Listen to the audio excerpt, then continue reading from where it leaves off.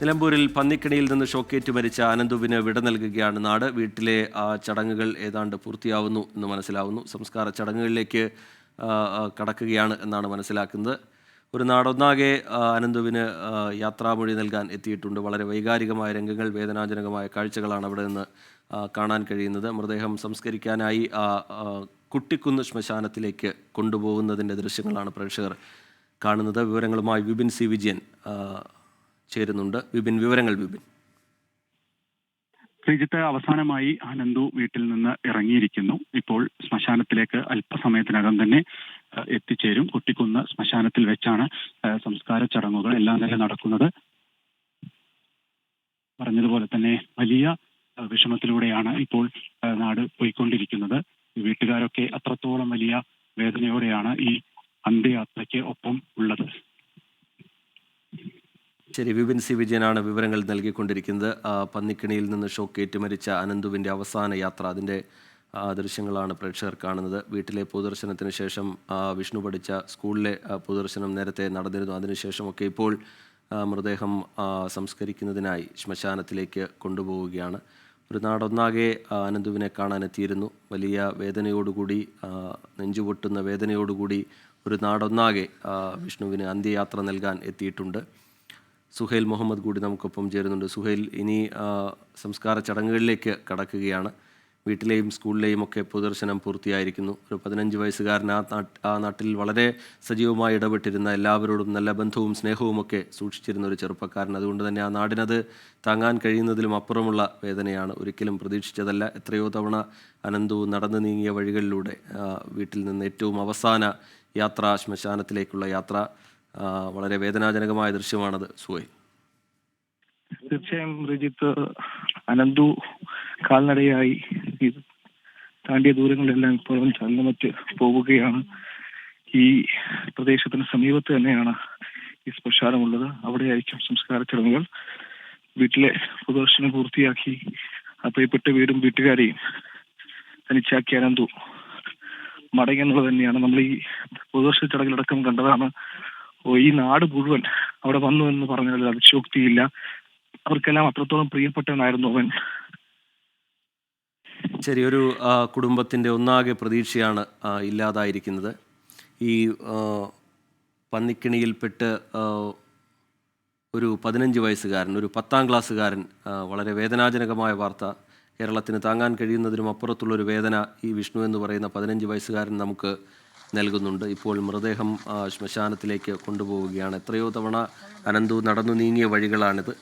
അവിടെ കൂടി ഒരിക്കൽ കൂടി അവസാനമായൊരു അനന്തുവിൻ്റെ യാത്രയാണത്. അനന്തുവിൻ്റെ മൃതദേഹം സംസ്കരിക്കുന്നതിനായി ശ്മശാനത്തിലേക്ക് കൊണ്ടുപോകുന്നു. വീടിൻ്റെ തൊട്ടടുത്ത് തന്നെയാണ് ആ ശ്മശാനം.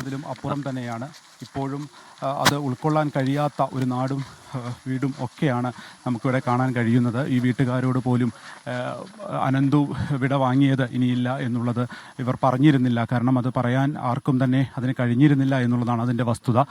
എന്തു ചെയ്യും എന്നുള്ളതൊക്കെ ഒരു ചോദ്യമായി നിന്നിരുന്നു ഇന്നലെയൊക്കെ. ഇന്ന് രാവിലെ മാത്രമാണ് വീട്ടിലെ അടുത്ത ബന്ധുക്കൾ ഈ അച്ഛനെയും അമ്മയെയും ഒപ്പം തന്നെ സഹോദരിമാരെയും ഒക്കെ ഈ വിവരം അറിയിച്ചത്.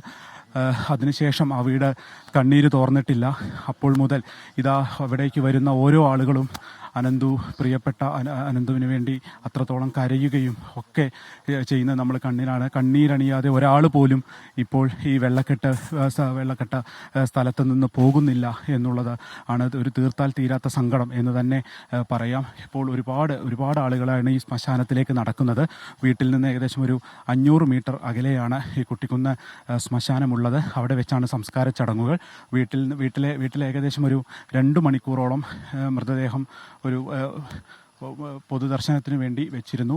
പ്രധാനപ്പെട്ട രാഷ്ട്രീയ നേതാക്കൾ ഉൾപ്പെടെയുള്ളവർ അവിടെയൊക്കെ ഇപ്പോൾ പോലും വരുന്നുണ്ടായിരുന്നു. വി ടി ബൽറാമൊക്കെ ഇപ്പോൾ വന്ന് കാണുകയും ഒപ്പം തന്നെ UDFൻ്റെ ചെയർമാൻ അടൂർ പ്രകാശ് ഈ സ്ഥലത്തേക്ക് എത്തുകയും ഒപ്പം തന്നെ അന്ത്യോപചാരം അർപ്പിക്കുകയും ഒക്കെ ചെയ്തു. വലിയ രാഷ്ട്രീയ വിവാദമൊക്കെ ഒരു വശത്ത് നടക്കുമ്പോഴും പ്രിയപ്പെട്ട അനന്തുവിനെ നഷ്ടപ്പെട്ടു എന്നുള്ള ആ ഒരു വസ്തുത അത് ഉൾക്കൊള്ളാൻ ഈ നാടിന് കഴിഞ്ഞിട്ടില്ല.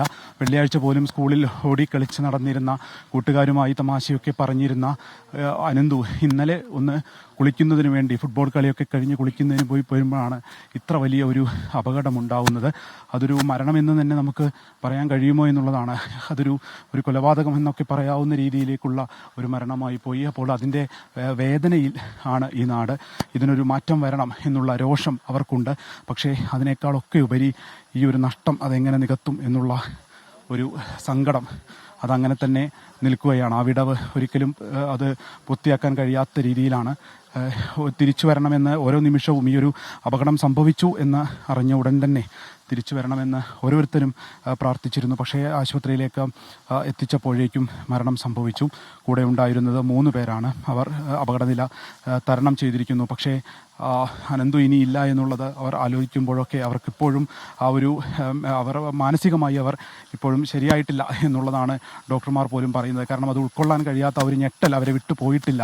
ഇങ്ങനൊരു ദാരുണമായൊരു സംഭവം ഉണ്ടായല്ലോ എന്നാലോചിച്ച് വൈദ്യുതിയും വെള്ളവും ചേർന്നുണ്ടായ അത്രയും ശക്തമായിട്ടുള്ള പവർഫുള്ളായിട്ടുള്ള ഒരു ശക്തിയിലാണ് ഈ ഒരു അപകടം സംഭവിക്കുകയും അതിൽ ജീവൻ നഷ്ടപ്പെടുകയും ചെയ്തിരിക്കുന്നത്. ഇവിടെ തൊട്ടടുത്ത സ്കൂളിലെ 10ാം ക്ലാസ് വിദ്യാർത്ഥിയായിരുന്നു. മൃതദേഹം ആ സ്കൂളിൻ്റെ മുന്നിലൂടെയാണ് വിപിൻ സി വിജയനാണ് വിവരങ്ങൾ നൽകിക്കൊണ്ടിരിക്കുന്നത്. അനന്തുവിന് വിട നൽകുകയാണ് നാട്. അനന്തുവിൻ്റെ മൃതദേഹം വീട്ടിലെ പൊതുദർശനത്തിന് ശേഷം ഇപ്പോൾ കുട്ടിക്കുന്ന് ശ്മശാനത്തിലേക്ക് കൊണ്ടുപോവുകയാണ്. വീട്ടിൽ നിന്ന് ഏതാണ്ട് 500 മീറ്റർ ദൂരം മാത്രമാണ് ഉള്ളത്. നാട്ടുകാർ, അടുത്ത ബന്ധുക്കളൊക്കെ അനന്തുവിനെ അവസാനമായി യാത്രയാക്കുകയാണ്. വളരെ വേദനയോടുകൂടി ഹൃദയഭേദകമായ രംഗങ്ങളാണ് നമുക്ക് കാണാൻ കഴിയുന്നത്. 2 മണിക്കൂറോളം വീട്ടിലെ പൊതുദർശനമുണ്ടായിരുന്നു. നിലമ്പൂർ ഒരു ഉപതെരഞ്ഞെടുപ്പിൻ്റെയൊക്കെ തിരക്കിലായതിനാൽ പ്രധാനപ്പെട്ട രാഷ്ട്രീയ നേതാക്കളൊക്കെ അവിടെ ഉണ്ടായിരുന്നു. അവരൊക്കെ അനന്തുവിൻ്റെ വീട്ടിലേക്ക് എത്തുകയും ആ കുടുംബത്തെ ആശ്വസിപ്പിക്കുകയും ചെയ്തിരുന്നു. വാക്കുകൾ കൊണ്ട് ആശ്വസിപ്പിക്കാൻ കഴിയുന്നൊരു നഷ്ടമല്ല ആ കുടുംബത്തിനുണ്ടായിരിക്കുന്നത്. അത്രയും വലിയ നഷ്ടമാണ്. അവരുടെ പ്രതീക്ഷയാണ് ഇല്ലാതായിപ്പോയത്. ഇന്ന് രാവിലെയാണ് അമ്മയെയും അച്ഛനെയും ഒക്കെ ഈ മരണവിവരം അറിയിച്ചത്. താങ്ങാൻ കഴിയാത്ത വലിയ വേദനയോടുകൂടി അവരൊക്കെ അനന്തുവിനെ യാത്രയാക്കുകയാണ്. ആ ദൃശ്യങ്ങളാണ് പ്രേക്ഷകർ കാണുന്നത്.